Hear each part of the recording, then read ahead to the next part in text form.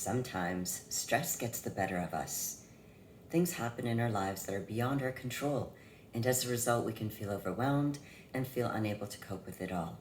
We develop this persistent feeling of sadness, which changes how you think, sleep, eat, and even act. This is an all too common mental health condition known as depression. Today, I'm going to answer the following. 1, if I feel sad, does that mean I'm depressed? Second point, what are the symptoms of depression? Third, how common is depression? Fourth, what causes it? And 5, what are some strategies to address depressive symptoms? So let me get right to it. So 1 is, if I feel sad, does that mean I'm necessarily depressed? Well, it is normal to feel sad about or grieve over difficult life situations, such as losing your job, a loved one, going through a divorce. But depression is actually different in that it persists practically every day for at least 2 weeks, and it involves other symptoms other than sadness alone. Okay, so what are the symptoms of depression? Apart from feeling sad, it's a feeling of hopelessness or feeling really worried.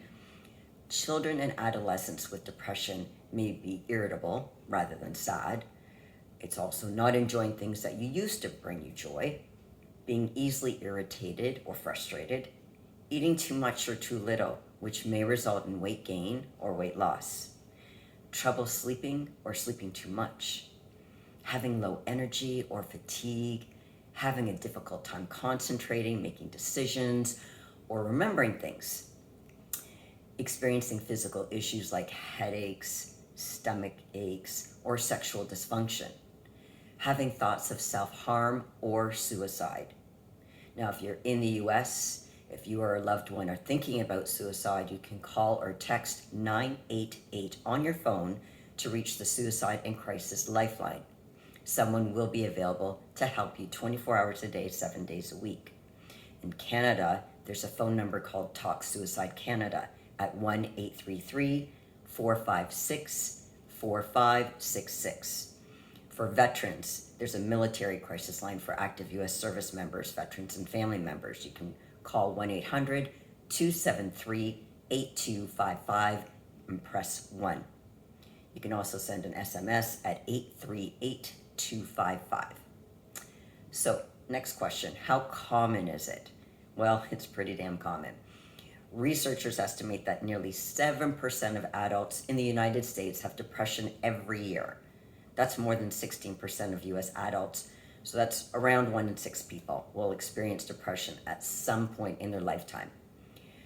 However, researchers do believe that these estimates are actually lower than reality, as many people don't seek medical help for symptoms of depression and don't receive a diagnosis. Approximately 4.4% of children in the United States have depression. Globally speaking, nearly 4 in 10 adults aged 15 and older either endure significant depression or anxiety themselves or have a close friend or family member who suffers from it.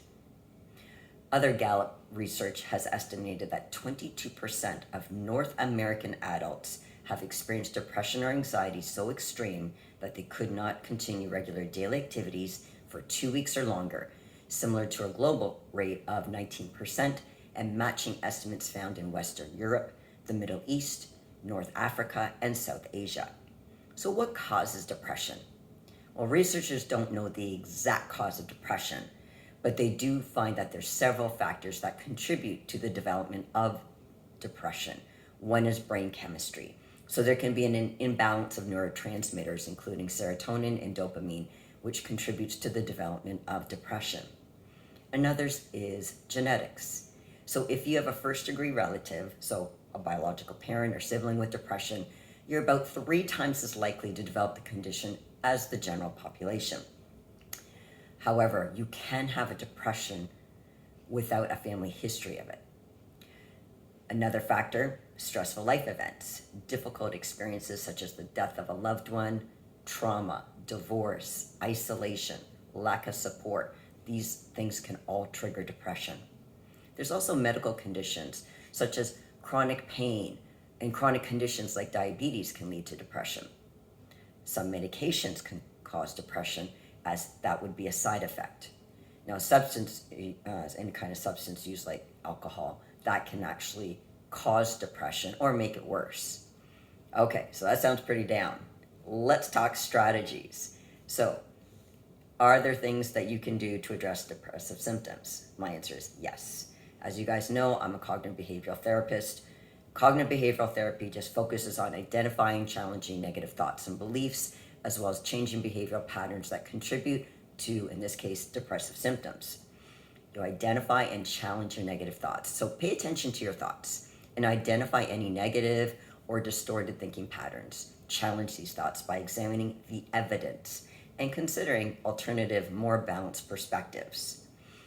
Another technique is cognitive restructuring. Now, all that means is you replace these negative thoughts with more realistic and positive ones. So you're consciously replacing these self-defeating thoughts with more positive and accurate statements. So I'll give you an example. So rather than thinking, I'm worthless, you could replace it with, I have strengths, but I also have some areas I want to improve upon. That's more balanced and a more honest appraisal of yourself. There's something called behavioral activation. So this is engaging in activities that you once enjoyed or found meaningful, even if you don't feel like it. Another is set achievable goals. Break down large goals into smaller, manageable steps. By setting realistic and achievable goals, that also helps to increase a sense of accomplishment and can boost motivation. Another technique is problem-solving skills.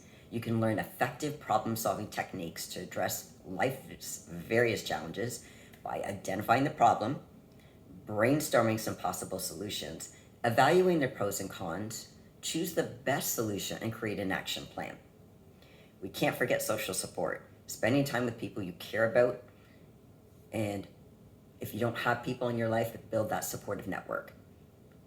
Go out to support groups. Any kind of social support can provide that emotional comfort, practical help, and a sense of belonging. Another CBT, cognitive behavioral technique, is relaxation techniques. Practice relaxation exercises such as deep breathing, progressive muscle relaxation, or mindfulness and meditation. Also, self-care, taking care of your physical and emotional well-being by practicing self-care activities regularly. Not just when you're feeling down, but regularly. This includes trying to get enough sleep, maintaining a balanced diet, exercising, and engaging activities that promote relaxation and self-compassion. So avoid alcohol as much as possible because that is a depressant. Now, if you've learned something from this video, please give it a thumbs up and leave me a comment below what resonated with you. I also have another video I want you to watch. It's called Fear of Success. And if you've not subscribed to the channel, please do so. If you have any questions or suggestions for future videos, please comment below. Thanks for watching. Have a great day, everybody. Take care and remember to keep your mental game on.